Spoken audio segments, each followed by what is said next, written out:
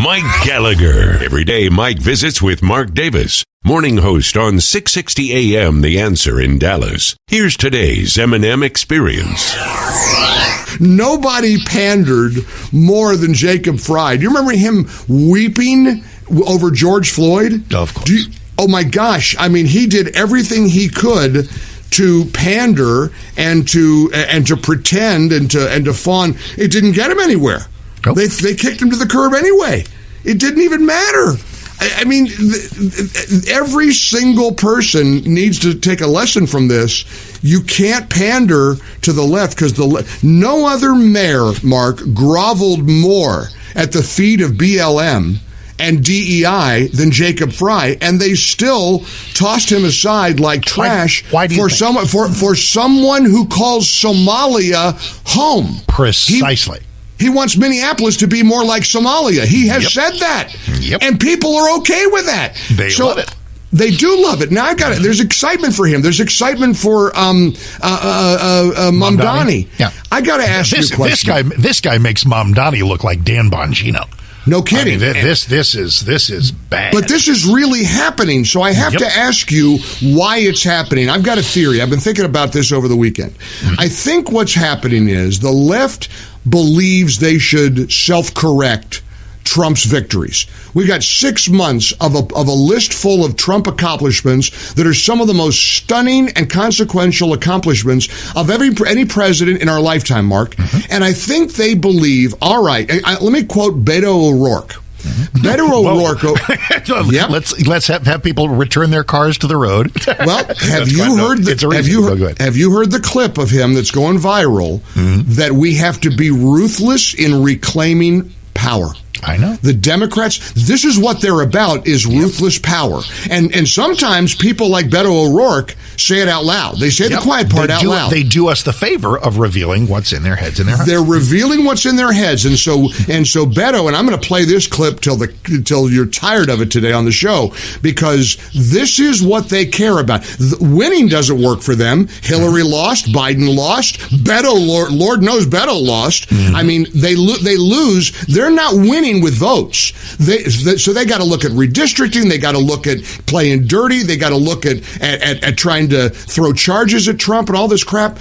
They are about ruthless, ambitious power. And so I'm wondering if this crazy, wild-eyed move towards communist, Marxist, socialist Looney Tunes like Mamdani and Omar in Minneapolis, is that part of this effort to get ruthless power back? Of course it is. And you have to wonder about its ultimate wisdom, because you'll get the occasional Mamdani who may or may not win for mayor of New York. You'll get this guy like Omar Fatah who may or may not win he probably will win for mayor of Minneapolis. He doesn't have a busy four-person election to navigate his way through. Right.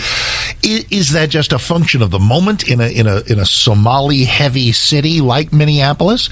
Or is it emblematic of something that is broader, something that the Democratic Party is slowly turning itself into? And if it is, as you've described, a thirst for power, an attempt to rattle the cage and reclaim power in some bold way, how can it do anything but fail miserably? Because for every Mamdani, for every Omar Fatah in Minneapolis, aren't there still more Democrats in America still who are saying, man, I miss JFK. Man, I miss Joe Lieberman. Man, I miss Bill Clinton, some of them are saying. Bill Clinton would be a center-right figure by today's measure. If it's a quest for power, it's doomed.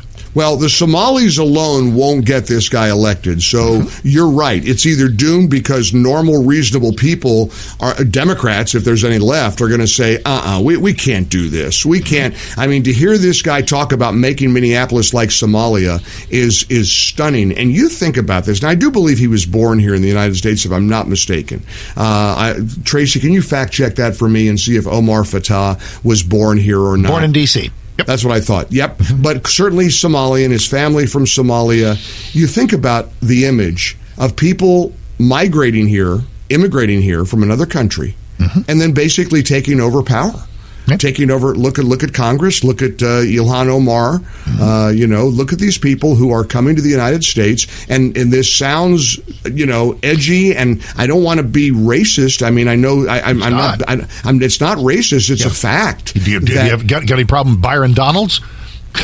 No, of course not. There you go. The last time I checked was a black man, just like Omar Fateh. Well, and I don't have attitudinal. It's political. It is, but I also don't have a single problem with somebody saying, "Okay, my family came here from another country," so that's not really the driving force. No, the driving factor. It's all behavioral and political, of course, and ideological. I mean, cash, no cash bail, and let the criminals roam the streets, and open borders, and we're not going to cooperate with ICE. And how about P.S. mix in a little redistribution of the wealth while you're at it, and very Marxist, horrible, and against private property. That was the classic I played on Friday. Mamdami would like to abolish private property because everybody deserves to own something. It's the root of all liberty is private property ownership, and in fact. Go back 2 minutes to what you were saying. All of it great.